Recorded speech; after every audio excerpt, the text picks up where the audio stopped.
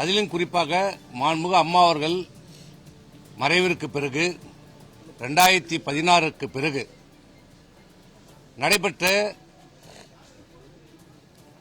நாடாளுமன்ற தேர்தலாகட்டும், சட்டமன்ற தேர்தலாகட்டும், இடைத்தேர்தலாகட்டும், உள்ளாட்சி தேர்தலாகட்டும் தொடர்ந்து தோல்வியை நாம் சந்தித்துக் கொண்டு வருகிறோம். அதிலும் குறிப்பாக இன்றைக்கு பொதுச் செயலாளராக பொறுப்பேற்று வகித்துக் கொண்டிருக்கிற திரு எடப்பாடி பழனிசாமி அவர்கள் பொறுப்பேற்ற பிறகு தொடர் தோல்வி மட்டுமில்ல, ஒரு தோல்விக்கு அப்புறம் அந்த தோல்வியிலிருந்து ஒன்று வெற்றி வர வேண்டும், இல்ல அந்த தோல்வியை விட கொஞ்சம் கூடுதலாக நாம் இடங்களை பெற்றிருக்க வேண்டும். ஆனால் தேர்தலுக்கு தேர்தல் தோல்வி ரொம்ப கடுமையாக கீழே சென்று கொண்டிருக்கிறோம். இன்றைக்கு அனைத்து இந்திய அண்ணா திராவிட முன்னேற்ற கழகம் டாக்டர் புரட்சித் தலைவர் எம்ஜிஆர் அவர்கள் ஆரம்பித்த இந்த இயக்கம் என்ன நோக்கத்திற்காக ஆரம்பிக்கப்பட்டதோ அடிப்படை கொள்கை, அண்ணா திராவிட முன்னேற்ற கழகத்தின் அடிப்படை கொள்கை தீய சக்தி திராவிட முன்னேற்ற கழகம் ஒழிக்கப்பட வேண்டும், தமிழகத்திலிருந்து அப்புறப்படுத்த வேண்டும் என்ற ஒரே கொள்கையில் ஆரம்பிக்கப்பட்ட இயக்கம்தான் அனைத்து இந்திய அண்ணா திராவிட முன்னேற்ற கழகம். அந்த கொள்கையை ஏற்று இந்த இயக்கத்தில் இணைந்த லட்சக்கணக்கான தொண்டர்கள் தங்கள் இன்னுயிரை கொடுத்திருக்கிறார்கள், உழைப்பை கொடுத்திருக்கிறார்கள். 33 ஆண்டு காலம் ஆட்சி கட்டளையில் அமர வைத்திருக்கிறார்கள் இந்த தொண்டர்கள். அப்படிப்பட்ட இயக்கத்தை புரட்சித் தலைவர் எம்ஜிஆருக்கு பிறகு இந்த இயக்கத்தில் மிகப்பெரிய ஒரு சோதனை ஏற்பட்ட போது தனியாளாக நின்று இந்த இயக்கத்தை கட்டி காப்பாற்றி மீண்டும் எம்ஜிஆருடைய ஆட்சியை நிறுவியவர் டாக்டர் அம்மா அவர்கள், புரட்சித் தலைவர் அம்மா அவர்கள். தோல்வி வரலாம், ஒரு இயக்கத்திலே வெற்றி தோல்வி என்பது சகஜம், அதை நாங்கள் ஏற்றுக்கொள்கிறோம். அதில் எந்த மாற்று கருத்தும் இல்லை. தோல்வி பெறாதவர்களே இல்லை, தலைவர்களும் தோற்றிருக்கிறார்கள், இயக்கமும் தோற்றிருக்கிறது. ஏன் நம்முடைய அனைத்து இந்திய அண்ணா திராவிட முன்னேற்ற கழகம் 1996 இன்றைக்கு ஏன் தோல்வி அடைந்தது என்று கேட்டால், இன்றைக்கு இருக்கிற பொதுச் செயலாளர் சொல்கிறார், ஏன் அதிமுக தோற்கவில்லையா, 96 தோற்கவில்லையா, 2006 தோற்கவில்லையா? ஆமாம், அதிமுக தோற்றிருக்கிறது, தோற்றம்.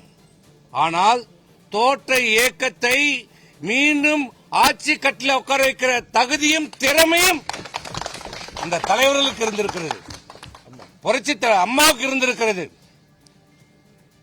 இந்த இயக்கம் தொடங்கிய காலத்திலிருந்து மிகப்பெரிய தோல்வி, இந்த அதிமுக சரித்திரத்திலே மிகப்பெரிய தோல்வி 1996 நடந்த சட்டமன்ற தேர்தலிலே வெறும் 4 சட்டமன்ற உறுப்பினர்களை பெற்ற இயக்கம் அனைத்து இந்திய அண்ணா திராவிட முன்னேற்ற கழகம். மாண்புமிகு அம்மா அவர்களே தோல்வி அடைந்தார்கள். அம்மா மீது வழக்கு பதிவு செய்து அம்மா சிறையில் அடைக்கப்பட்டார்கள். அன்றைக்கு இந்த இயக்கம் இருக்குமா இருக்காதா என்று ஒரு நிலைமை ஏற்பட்ட போது மாண்புமிகு அம்மா அவர்கள் சொன்னார்கள், ஒரு தலைவருக்கு என்ன பெருமை, ஒரு தலைவருக்கு என்ன தகுதி, வெற்றியில மட்டும் தன் வெற்றி பெற்றால் என்னால் தான் வெற்றி பெற்றது என்று சொல்கிற தலைவர் இல்லை.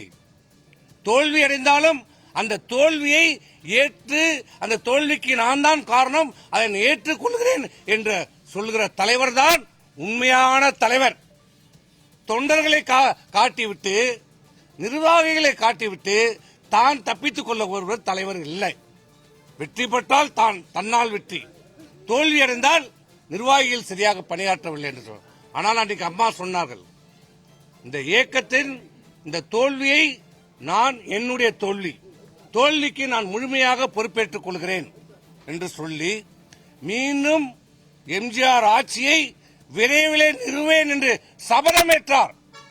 சொன்ன போது 2 ஆண்டு காலம் இந்த அனைத்து இந்திய அண்ணா திராவிடம் இருக்குமா இருக்காதா என்று சொல்லிய காலகட்டத்திலே அம்மா மீது பல்வேறு வழக்குகளை தாக்கல் செய்யப்பட்ட போது, அம்மாவை சிறையில் அடைத்த போதும் இதையெல்லாம் தாங்கிக் கொண்டு ஒரு தனி மனிதனாக, இந்த இயக்கத்துடைய பொதுச் செயலாளராக, இந்த அனைத்து இந்திய அண்ணா திராவிட முன்னேற்ற கழக கோடிக்கணக்கான தொண்டர்களை காப்பாற்றப்பட வேண்டும் என்ற ஒரே நோக்கத்தில் நின்று அன்றைக்கு இந்த இயக்கத்தை 1998 நடைபெற்ற சட்டமன்ற தேர்தலிலே, நாடாளுமன்ற தேர்தலிலே மிகப்பெரிய ஒரு வெற்றியை தேடி கொடுத்த தலைவர் மாண்புமிகு அம்மா அவர்கள். அந்த வெற்றி எப்படி வந்தது? வெற்றி பெற்றால் ஆணவம், அகம்பாவம், தோல்வியடைந்தால் போய் பதுங்கிக் கொள்வது, இரண்டுமே இல்லை. ஒரு இயக்கம் தோல்வியடைந்து விட்டது, அது எப்படி வெற்றி பெற வைக்க வேண்டும் என்று ஈகோ, தன்னுடைய கௌரவம் பார்க்காமல், நான் தான் உயர்ந்தவன், என்னை விட உயர்ந்தவர்கள் யாரும் இல்லை, என்னை தேடிதான் எல்லாரும் வர வேண்டும் என்று ஒரு நிலைப்பாடு இல்லாமல் இந்த இயக்கம் எம்ஜிஆரால் தொடங்கப்பட்ட இயக்கம் வெற்றி பெற வேண்டும் என்ற ஒரே நோக்கம் அம்மாவுக்கு அன்னைக்கு என்ன செய்தார்கள்? 1998 நாடாளுமன்ற தேர்தலில் வெற்றி பெற வேண்டும் என்பதற்காக மிகப்பெரிய ஒரு கூட்டணியை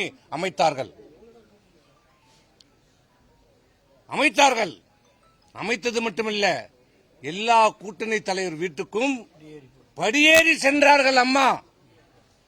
அம்மா கௌரவம் பார்க்கல. நான் முதலமைச்சராக இருந்தவர், இந்த கட்சியினுடைய மிகப்பெரிய கட்சியினுடைய பொதுச் செயலர் என்ற கௌரவம் பார்க்கவில்லை. கம்யூனிஸ்ட் எல்லாருக்கும் போனாங்க, பாரதிய ஜனதா கட்சிக்கு போனாங்க, பாட்டாளி மக்கள் கட்சியினுடைய நிறுவனர் தலைவரை போய் நேரடியாக பார்த்தார்கள், வைகோவை நேரில் சென்று பார்த்தார்கள். குறுகிய மெத்தப்படிக்கட்டில் ஏறி, கம்யூனிஸ்ட் குறுகிய மெத்தப்படிக்கட்டில் ஏறி போய் பார்த்தாங்க.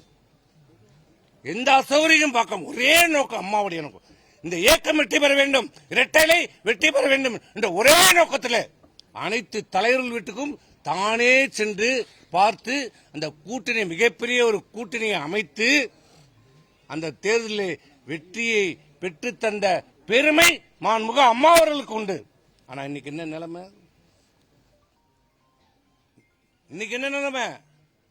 வீடு தேடி வந்த தலைவர்களே எனக்கு தேவையில்லை, நீங்கள் வேண்டாம், நீங்க 1/2% ஓட்டு, 1.5% ஓட்டு, 3% ஓட்டு வைத்திருக்கலாம், நமக்கு தேவையில்லை, நான் வெற்றி பெறுவேன், 210 தொகுதியில் வெற்றி பெறுவேன் என்று சொல்லி ஒரு ஏசி ரூம் அறையில உட்கார்ந்து கொண்டு வந்த தலைவர்கள் எல்லாம் விரட்டி அடைத்த தலைமையை இன்றைக்கு நாம் பெற்றிருக்கிறோம்.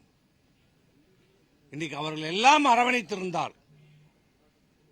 இன்றைக்கு தமிழக வெற்றி கழகமாகட்டும், கடைசி நேரத்தில் கூட நம்முடைய அனைத்து இந்திய அண்ணா திராவிட முன்னேற்ற கழகத்திலே கூட்டணி அமைப்பதற்கு அவர்கள் தயாராக இருந்த போதும் நாங்களும் சென்று அவர்களுடன் கூட்டணி வைத்தால் நம்ம மிகப்பெரிய வெற்றியை பெறலாம் என்று சொன்னபோது எங்களை எல்லாம் எடுத்தெறிஞ்சு பேசிவிட்டு, எனக்கு தெரியும், உனக்கு என்னப்பா தம்பி தெரியும், உனக்கு எனக்கு தெரியும், நான் பார்த்துக் கொள்கிறேன், நீங்கள் போங்கள், 200 தொகுதியிலே நாம் வெற்றி பெறுகிறோம், நான் சர்வே எடுத்து விட்டேன் சொன்னாரே கோசம் இதுவரை அந்த சர்வே என்ன என்பதை எந்த நிர்வாகிகளுக்கும் காட்டதில்லை. எந்த மாவட்ட என்ன சொன்ன ஒரு சர்வே எடுத்தால், இப்ப என்னுடைய விழுப்புரம் மாவட்டத்தில் எடுக்கிறார். எதுக்காக சர்வே எடுக்கிறோம்? எங்கே பலமாக இருக்கிறோம், எங்கே பலவீனமாக இருக்கிறோம், எங்கே பணியாற்ற வேண்டும் என்பதற்காக எடுக்கிறோம். அப்ப அது எங்களிடம் பகிர்ந்தாதானே இந்த பகுதியிலே உங்களுக்கு பலமா இருக்கிறது, இந்த பகுதியில் பலவீனமாக இருக்குது, இதை போய் பாருங்கள் சொன்னாதான் எங்களுக்கு தெரியும். அதை தாம் பாக்கெட்டுக்குள்ளே வைத்துக் கொண்டு யாரை வைத்து எடுத்தார்? இந்த இயக்கம் தொண்டர்களுடைய இயக்கம், தொண்டர்களால் தொடங்கப்பட்ட ஒரு இயக்கம், குடும்பத்தின் ஆதிக்கம் இல்லாத ஒரு இயக்கத்தை தான் நாங்கள் இதுவரை இந்த 50 ஆண்டு காலமாக பார்த்தோம். ஆனால் என்றைக்கு இவரை கழகத்தினுடைய பொதுச் செயலாளராக தேர்ந்தெடுத்தோமோ அன்றைக்கே இது ஒரு குடும்பத்தின் பிடியிலே சென்று விட்டது. இன்றைக்கு மாமன் என்கிறார், மச்சான் என்கிறார், பிள்ளை என்கிறார்.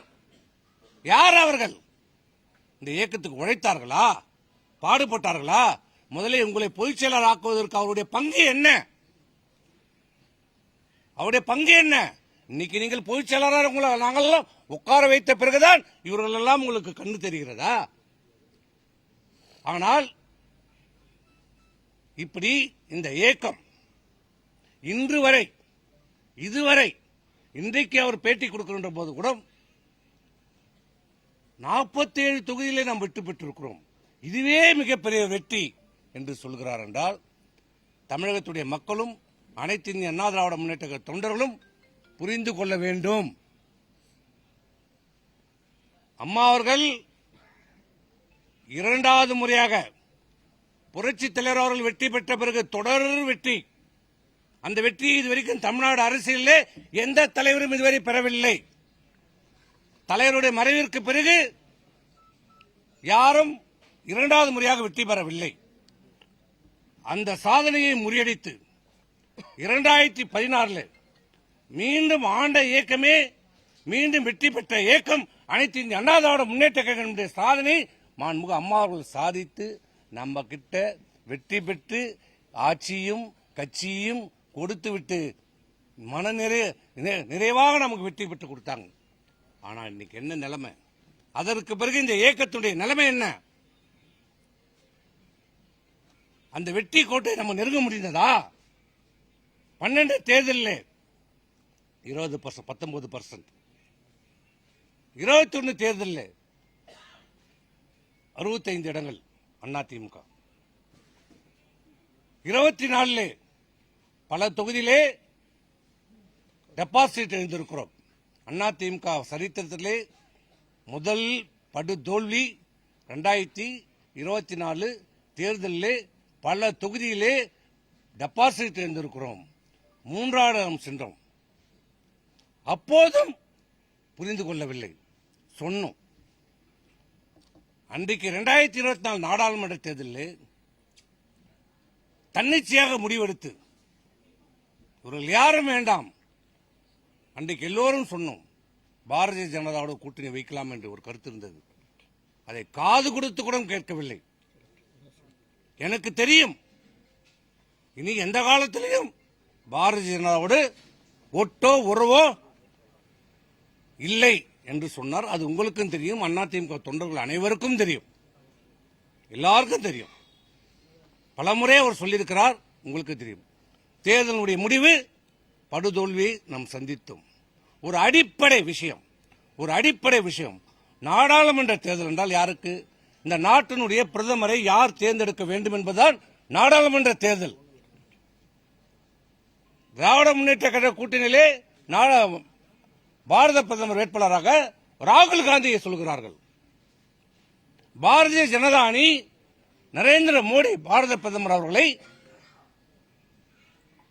வேட்பாளராக முன்னிறுத்துகிறது.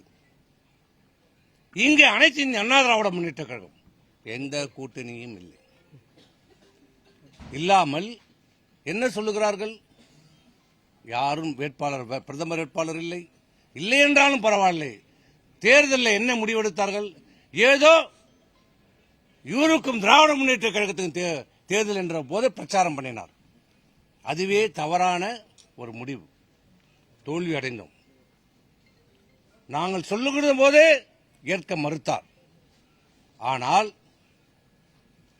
பாரதிய ஜனதாவோடு ஒட்டோ உறவோ மீண்டும் கூட்டணி இல்லை என்று சொன்ன பொதுச் செயலாளர் அவர்கள் திடீரென்று ஒரு நாள் டெல்லிக்கு வருகிறார்.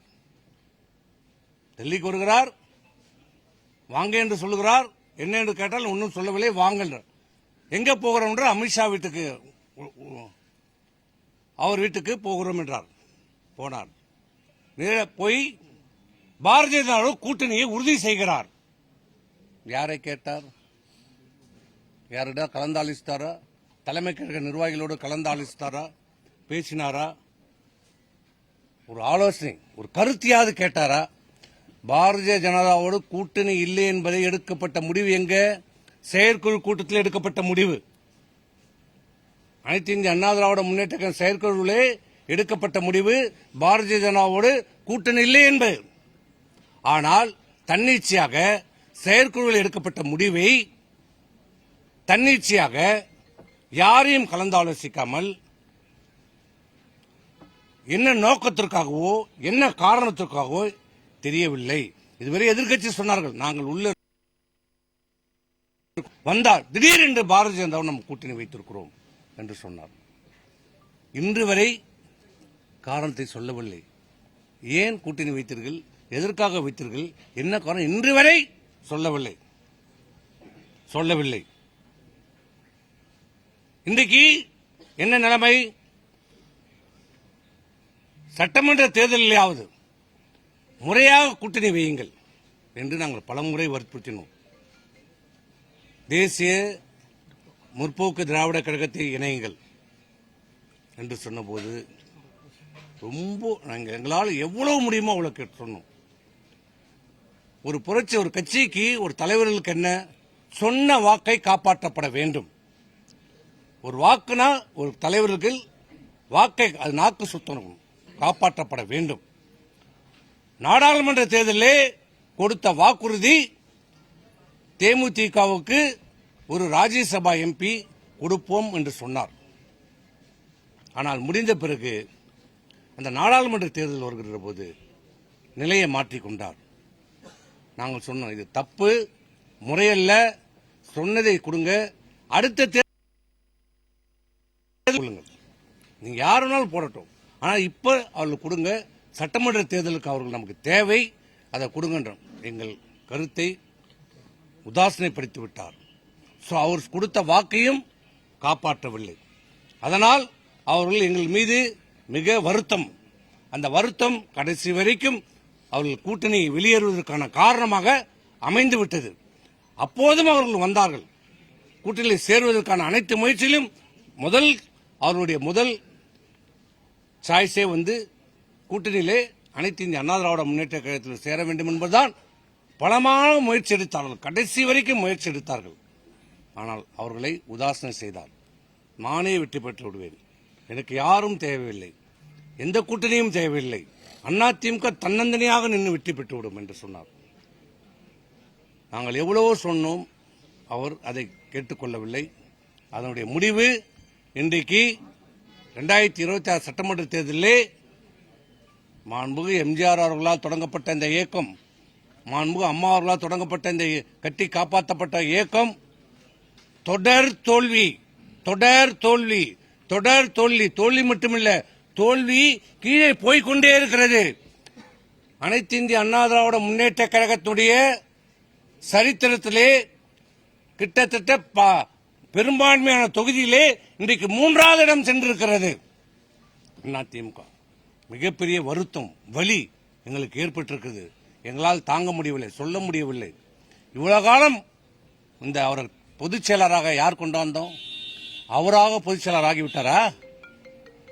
யார் கொண்டாந்தது? யாராவது உருவாக்கியது? இங்க இருக்கிற பொதுக்குழு உறுப்பினர்கள், நாங்கள் தொண்டர்கள் எல்லோரும் ஒற்றுமையாக இருந்து ஒற்றை தலைமை வேண்டும் என்ற நிலைப்பாட்டை நாங்கள் தான் எடுத்தோம். இன்றைய பொதுச் செயலாளர் எடுக்கல. அவருக்கு பயம், அச்சம் இல்ல. இந்த இயக்கம் காப்பாற்றப்பட வேண்டும் என்றால், வேகமாக செயல்பட வேண்டும் என்றால் ஒற்றை தலைமை அவசியம் என்று நாங்கள் தான் எடுத்தோம். அவர் சொல்லல, போய் சொன்னோம். இன்னைக்கு அந்த அதுக்கான பாவத்தை நாங்கள் அனுபவித்துக் கொண்டிருக்கிறோம், தண்டனையை நாங்கள் அனுபவித்துக் கொண்டிருக்கிறோம். சொன்னோம், இல்ல இல்ல இது பிரச்சனை ஆயிடும், கட்சி உடைஞ்சிடும், அங்க போயிடும், கேஸ் ஆகும். அதான் ஆமா, ஒற்றை தலைமை முக்கியம், விரைந்து முடிவெடுக்க வேண்டும், வேகமாக செயல்பட வேண்டும் என்றால் ஒற்றை தலைமை தேவை என்று சொல்லி வழக்கு வரும், தேர்தல் ஆணையம் சொல்லும். இது எல்லாம் நாம் பார்த்துக் கொள்ளலாம். ஓராண்டு காலமாகும். இது எல்லாம் முடித்துவிட்டு, சரியாக ஓராண்டு காலத்தில் முடித்துவிட்டு நாம் எல்லாத்தையும் பார்த்து இந்த அனைத்து இந்திய அண்ணா திராவிட முன்னேற்றத்தை காப்பாற்றலாம். அதே போன்று ஓராண்டு காலத்திலே இந்த அனைத்து பிரச்சனையும் தீர்த்து வைத்து இன்றைக்கு பொதுச் செயலாளராக உருவாக்கி வைத்தது இங்கே நின்று கொண்டிருக்கின்ற பொதுக்குழு உறுப்பினர்கள். சுயமாக ஒன்றும் பொதுச் செயலாளராகவில்லை. தமிழ்நாட்டில் இருக்கிற அந்த கோடான கோடி தொண்டர்களுடைய எண்ணத்திற்கு அடிப்படையிலே உருவாக்கப்பட்டது தான் இந்த பொதுச் செயலாளர். ஒரு தலைவருக்கு என்ன அழகு?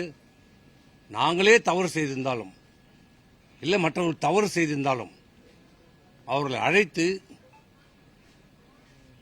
அவர்களை திருத்தி இல்லை ஏதாவது தவறான பழி சொன்னாலும் சொல்லி முதலிலே அவரை திருத்துவதற்கான நடவடிக்கைகளை மேற்கொண்டு அதுதான் ஒரு தலைவருக்கு அழகு. இந்த இயக்கத்தை அப்படியே கட்டுக்கோப்பாக கொண்டு சொல்ல வேண்டும். இன்னும் மேன்மேலும் இதை வளர்க்க வேண்டும். இன்னும் உறுப்பினர்களே சேர்க்க வேண்டும். இன்னும் பல்வேறு இயக்கத்தில் இருக்கிற தலைவர்களை கொண்டு வந்து சேர்க்க வேண்டும். அதுக்கு நேர்மாறாக உலகத்தில் அனைத்து கட்சியிலும் இருக்கிற செயல்பாடுக்கு நேர்மாறாக இந்த அதிமுக மட்டும்தான் ஒரு அதிசயம் நடந்துட்டு இருந்தது.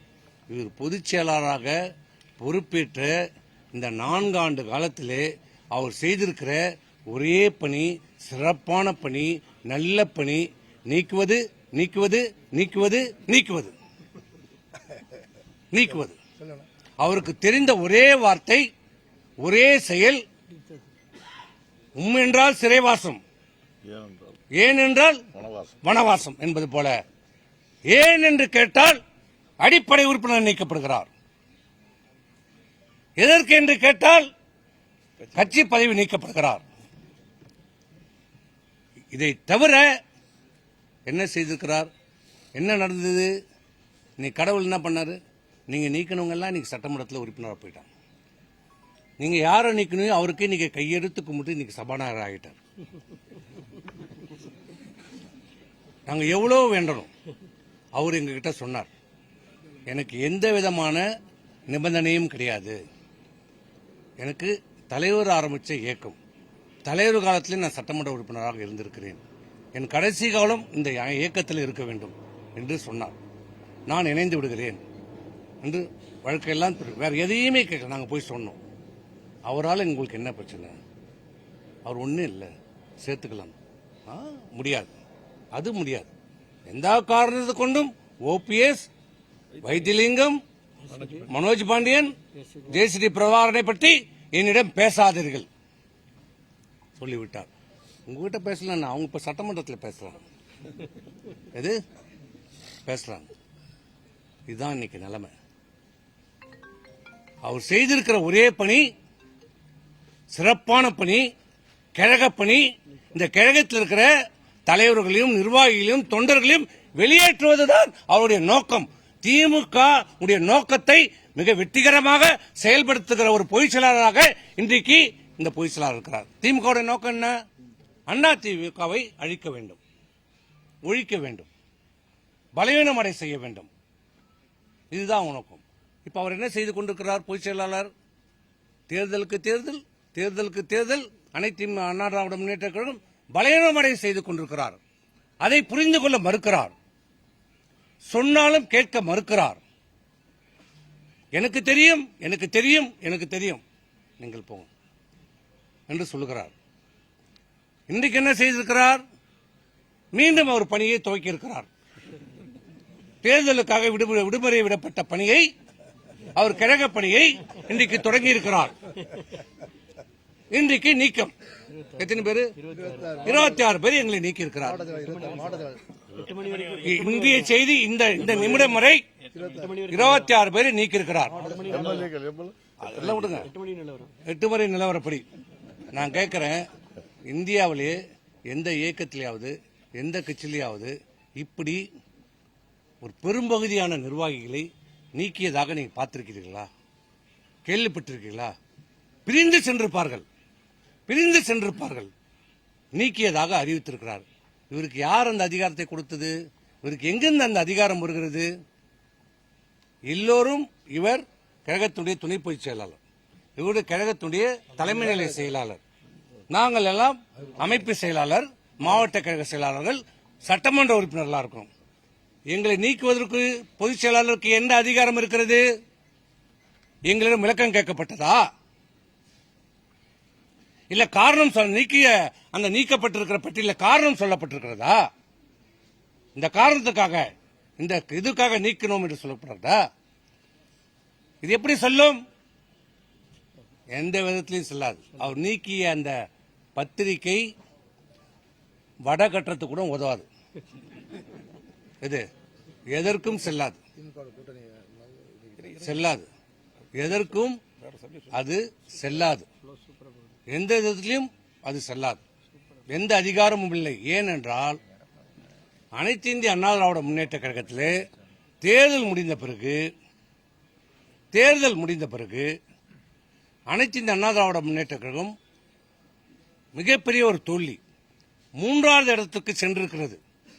தொண்டருடைய உழைப்பு, அண்ணா திமுக தொண்டர்களுடைய உழைப்பு, வேர்வை, ரத்தம் அனைத்தும் இன்றைக்கு இவர்கள் எடுத்த தவறான முறை, தவறான தேர்தலினுடைய நடவடிக்கை, கூட்டணி அமைப்பதிலே ஏற்பட்ட தவறுகள் இன்னைக்கு அதிமுக தொண்டர்களுடைய உழைப்பு வீணாயிருக்கிறது, வீணடிக்கப்பட்டிருக்கிறது.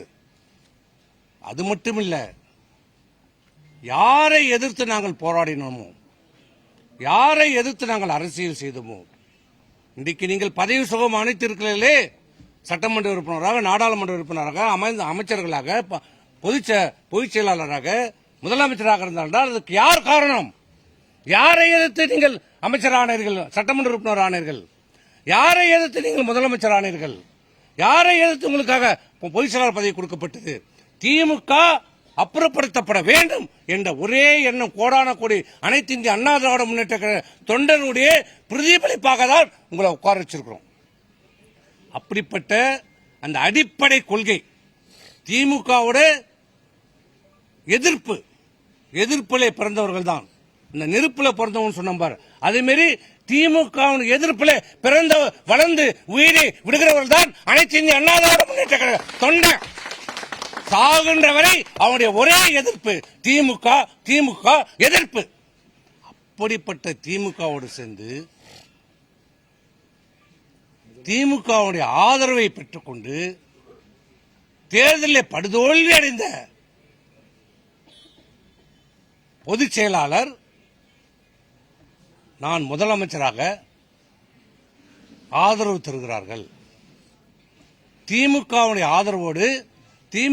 ஆதரவோடு என்றால் இன்னும் நேரடியாக சொல்ல வேண்டும் என்றால் மு.க. ஸ்டாலினுடைய ஆதரவோடு, உதயநிதி ஸ்டாலினுடைய ஆதரவோடு நான் முதலமைச்சராக பதவியேற்க உள்ளேன். எனக்கு வாய்ப்பு இருக்கிறது, பிரகாசமாக இருக்கிறது, அருமையாக இருக்கிறது, சிறப்பா நான் முதலமைச்சர் ஆயிடுவேன், நீங்கெல்லாம் அமைச்சராயிடலாம். இப்படி ஏற்றுக்கொள்ள முடியும்? அனைத்து இந்திய அண்ணா திராவிட முன்னேற்ற கழகத்தினுடைய அடிப்படை கொள்கை, constitution of the party, it violates the constitution of the AIADMK party constitution. கட்சியினுடைய அடிப்படை கொள்கையை மீறுகிற செயல். அதை யார் செய்கிறார்? அந்த கட்சியினுடைய சட்டத்திட்டங்களை, கொள்கைகளை காப்பாற்ற வேண்டிய, கடைபிடிக்க வேண்டிய, செயல்படுத்த வேண்டிய இந்த கட்சியினுடைய பொதுச் செயலாளர் மீறி இருக்கிறார்.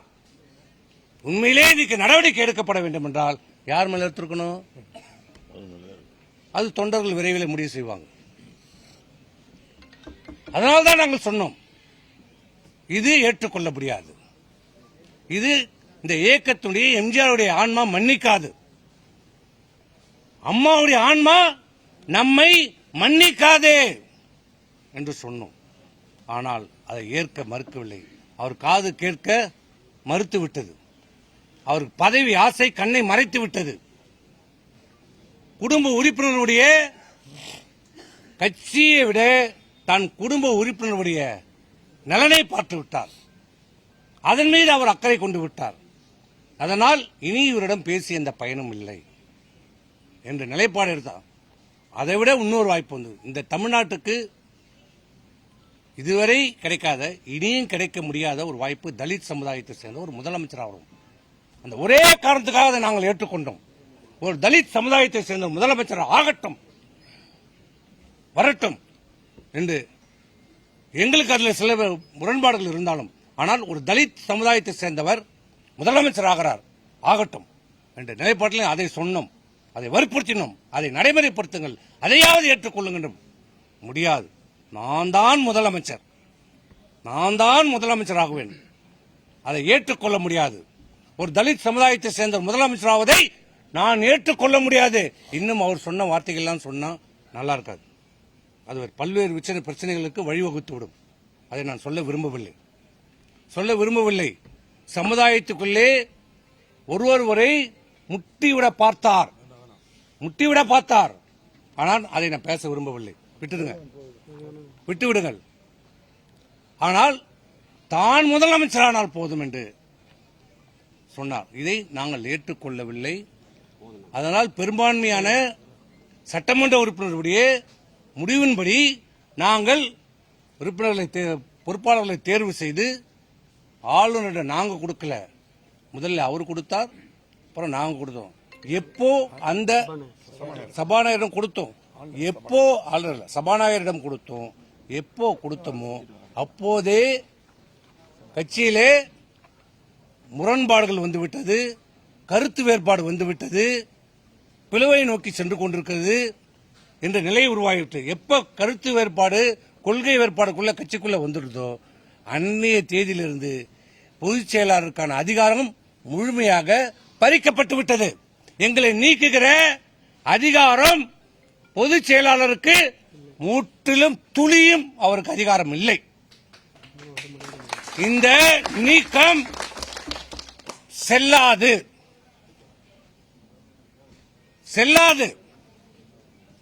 அவருக்கு அந்த அதிகாரம் இல்லை. நாங்கள் ஏனென்றால் நாங்கள் பொதுவெளியிலே சொல்லிவிட்டோம், இந்த தேர்தலுக்கான தோல்வியை விவாதிக்க வேண்டும், பேச வேண்டும், என்ன காரணம் இதை ஆராய வேண்டும், இந்த இயக்கத்தை வலுப்படுத்துவதற்கு என்ன நடவடிக்கை எடுக்க வேண்டும் என்று அதற்காக பொதுக்குழுவை கூட்டுங்கள் என்று உங்களிடம் கோரிக்கை வைக்கப்பட்டு விட்டது. அதற்கு பிறகு பொதுக்குழுவை கூட்டுங்கள் என்று சொன்னது பிறகு எங்களை நீக்குவது என்பது சட்டத்துக்கு, கழக சட்ட விதிகளுக்கு முரணானது, புறம்பானது. ஏனென்று நீக்கிறீர்கள்? பொதுக்குழு கூடினால் நாங்கள் வரக்கூடாது, கேள்வி கேட்கக்கூடாது என்ற ஒரே நோக்கம் அதுதான். பொதுக்குழுவிலே நாங்கள் கலந்து கொள்ள கூடாது என்று. நீங்க என்ன கடவுளே தடுத்தாலும் பொதுக்குழுவிலே நாங்கள் கலந்து கொள்வோம். இது எங்க கட்சி, அனைத்து இந்திய அண்ணா திராவிட முன்னேற்ற கழகம் என்பது எங்கள் உயிர், எங்க ரத்தம். பொதுக்குழுவிலே எங்களை கலந்து கொள்வதில் நீங்கள் இல்லை, யாராலும் தடுக்க முடியாது. நாங்கள் தான் எந்தெந்த பொறுப்பில் இருந்தோமோ நாங்கள் தான். உங்களை மாதிரி எடுத்தோம் கவுத்தோம் என்றோ, யாரையும் தேவையில்லை என்றோ நாங்கள் நினைக்க மாட்டோம். எங்களுக்கு தேவை இந்த அனைத்து இந்திய அண்ணா திராவிட முன்னேற்ற கழகம் ஒற்றுமையாக இருக்க வேண்டும், ஒன்றாக இருக்க வேண்டும், பலமாக இருக்க வேண்டும், வலுப்பெற வேண்டும். மீண்டும் தேர்தலிலே வெற்றி பெற்று மாண்புமிகு எம்ஜிஆர் ஆட்சி, அம்மாவுடைய ஆட்சி அமைய வேண்டும் என்பதுதான் எங்களுடைய ஒரே கொள்கை, ஒரே சிந்தனை. இன்னைக்கு முதலமைச்சர் திரு விஜய், மாண்புமிகு விஜய் அவர்களுடைய நோக்கம் திமுக அப்புறப்படுத்தப்பட வேண்டும்.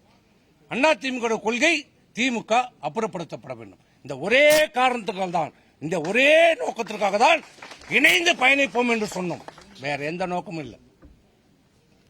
ஆக இன்றைக்கு அவர் எடுத்திருக்கிற பொதுச்செயலாளர் என்ற முறையிலே எடுத்திருக்கிற இந்த முடிவு தவறு, செல்லாது.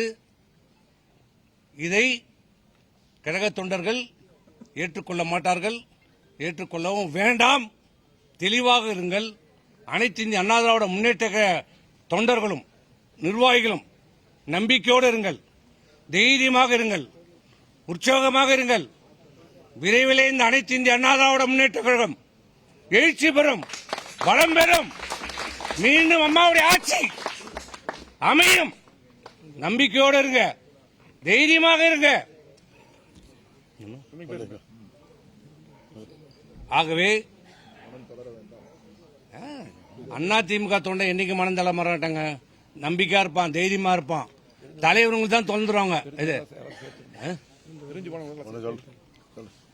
நாங்க என்ன சொன்னோம், 2024 நாடாளுமன்ற தேர்தலில் நாங்க தோல்வி அடைஞ்சோம். ஒரு கட்டத்தில் நாங்க உண்மையை சொல்றோம், இப்பயும் உண்மையை பேசுறோம்.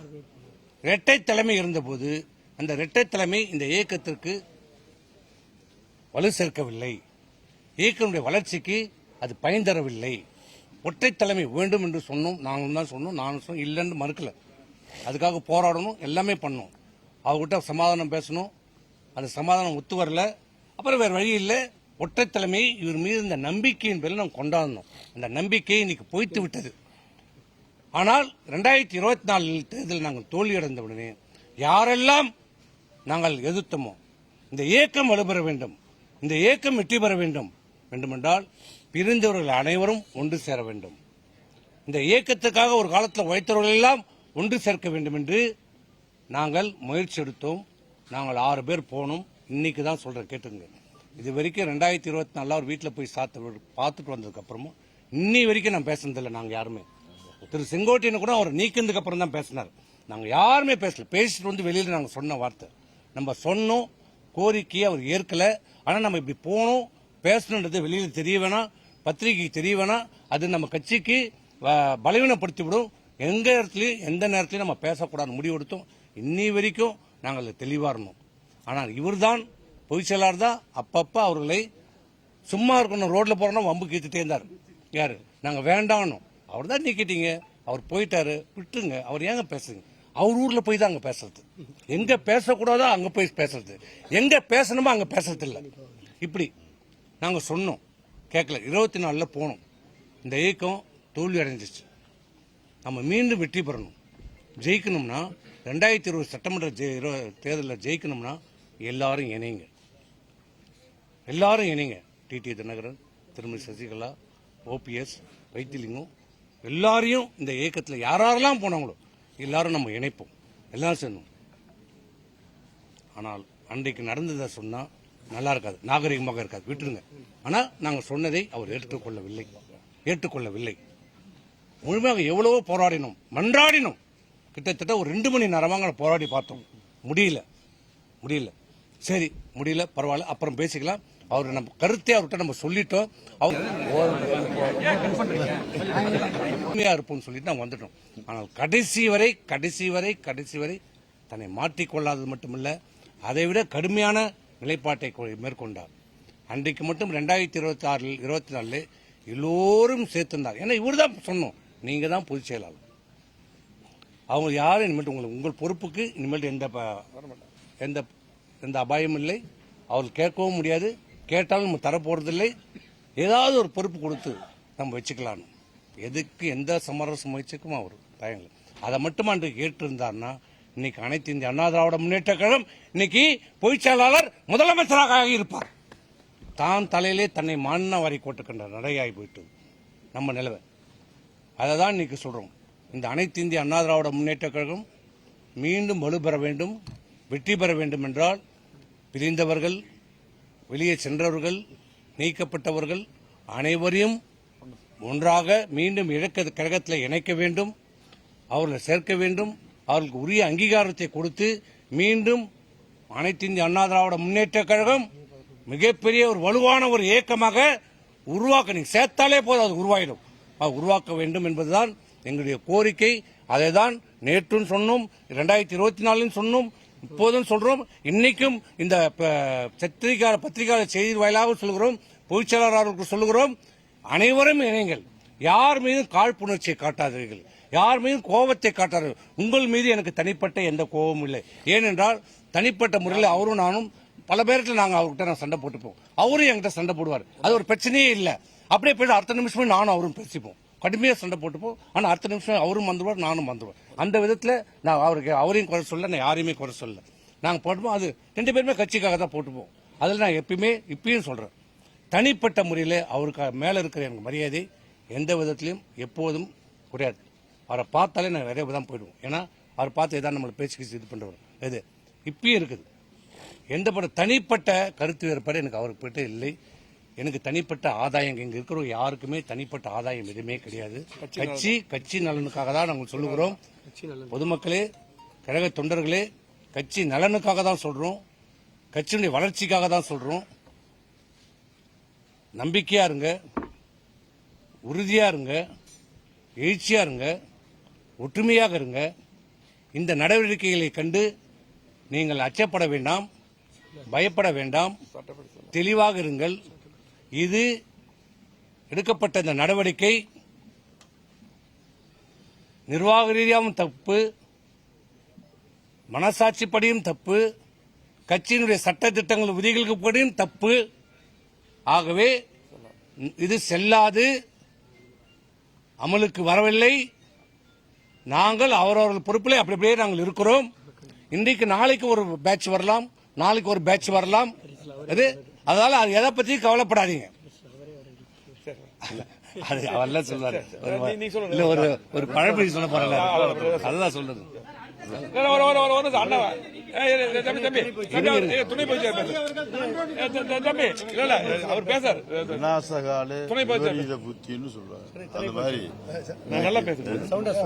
விநாசகால விபரீத புத்தி, அதுதான் இன்னைக்கு நமது பொதுச் செயலாளருக்கு இப்படி ஒரு விபரீத புத்தி வந்தவருடைய விளைவு இன்னும் அதை அவரது காலப்போக்கிலே உணர்வார்.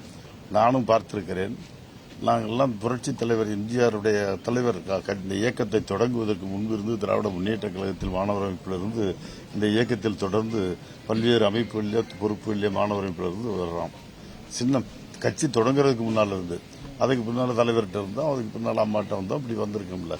இதுவரை நான் பார்த்திருக்கிறேன். என்னுடைய அனுபவத்தை வைத்து சொல்கிறேன். ஒரு தகுதியே இல்லாத ஒரு பொதுச் செயலாளர். ஒரு கட்சிக்கு, இவ்வளவு பெரிய கட்சிக்கு இவ்வளவு பெரிய மாஸ் லீடர், எவ்வளவு பெரிய மாஸ் லீடர்கள் அலங்கரித்த ஒரு பதவி, அந்த பதவியை தகுதி இல்லாதவரிடம் குருவி தலையில பணங்காய வச்சா தாங்குமா? அதே போல குருவி தலையில் பணங்காய வச்சதை போல இவருடைய இவ்வளவு பெரிய இயக்கத்திற்கு தலைமை தாங்குகிற பொதுச் செயலாளர் பதவியை அவரிடம் கொடுத்ததன் விளைவு அந்த சரியாக அதை பயன்படுத்த தவறிவிட்டார். அதே போல கட்சியை ஒருங்கிணைத்து எல்லோரையும் அரவணைத்து சொல்ல வேண்டியிருப்பதாக நமது சகோதரர் சண்முகம் சொன்னார்.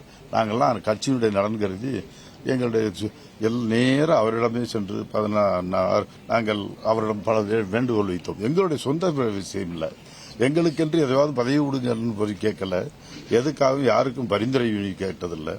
நாங்கள் சொன்னது கட்சியுடைய நலனுக்காக என்னென்ன நடவடிக்கை எடுத்துக்காக சரியா வரும், இதெல்லாம் சொல்லி அவருக்கு ஆலோசனை சொன்னோம்.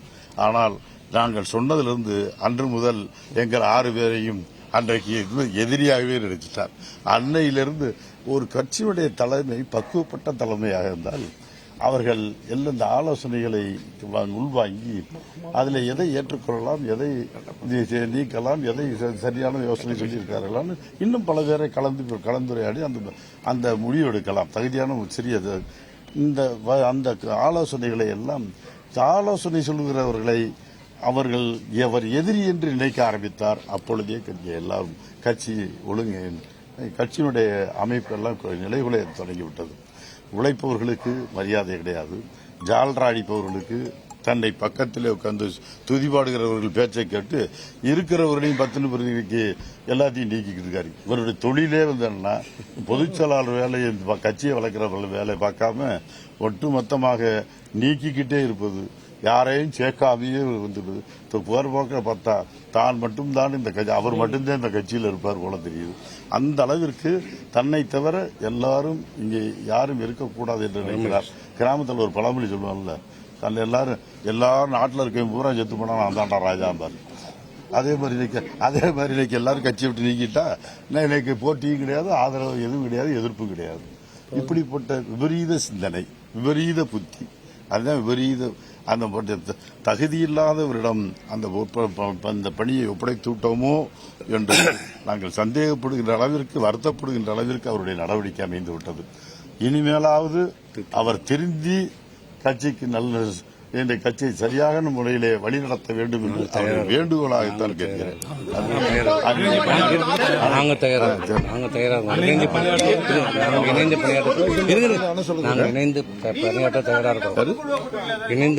தயாராக இருக்கிறோம். நாங்க எப்போதுமே கட்சி துண்டாடணும்னு நினைக்கல, கட்சி உடையணும்னு நினைக்கல, கட்சி நல்லா இருக்கணும்னு எப்போதுமே நினைக்கிறாங்க. அதை அவருடைய எண்ணம் தான் அவர் மாத்திக்கணும். தன்னுடைய நடைமுறையை, தன்னுடைய ஃபங்க்ஷன் ஆஃப் ஸ்டைல் அதை மாத்திக்கணும். அவருடைய நடைமுறையை மாத்திக்கிட்டு இன்னமும் அரவணைச்சு போனால் நாங்களும் எல்லாரும் இணைந்து பணியாற்றுவதற்கு தயாராகத்தான் இருக்கிறோம், இல்லைன்னு சொல்லவில்லை. ஆனால் அவர் அந்த அளவிற்கு தன்னை மாற்றிக் கொள்ள வேண்டும். எல்லோரும் இந்த கட்சி வழி நடத்துவதற்கு, தலைமை நடத்துவதற்கு உள்ள தன்னை தகுதியானவராக ஆக்கிக் கொள்ள வேண்டும்.